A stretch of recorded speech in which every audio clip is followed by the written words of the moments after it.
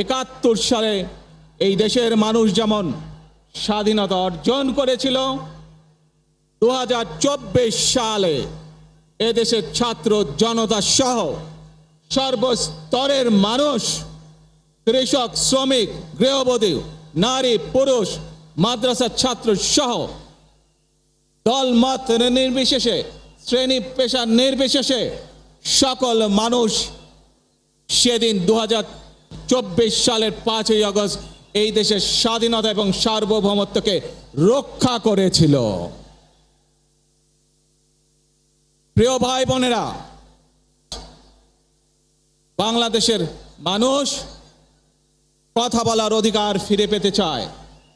তারা তাদের গণতান্ত্রিক অধিকার ফিরে পেতে চায়। বাংলাদেশের মানুষ চায় তারা তাদের যোগ্যতা অনুযায়ী ন্যায্য অধিকার পাবে।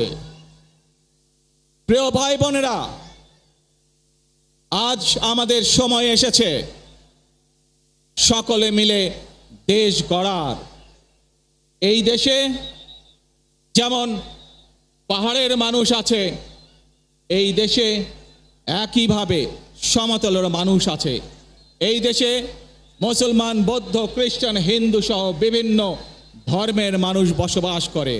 আমরা চাই সকলে মিলে এমন একটি বাংলাদেশ গড়ে তুলব আমরা, যেই বাংলাদেশের স্বপ্ন একজন মা দেখেন, অর্থাৎ একটি নিরাপদ বাংলাদেশ আমরা গড়ে তুলতে চাই।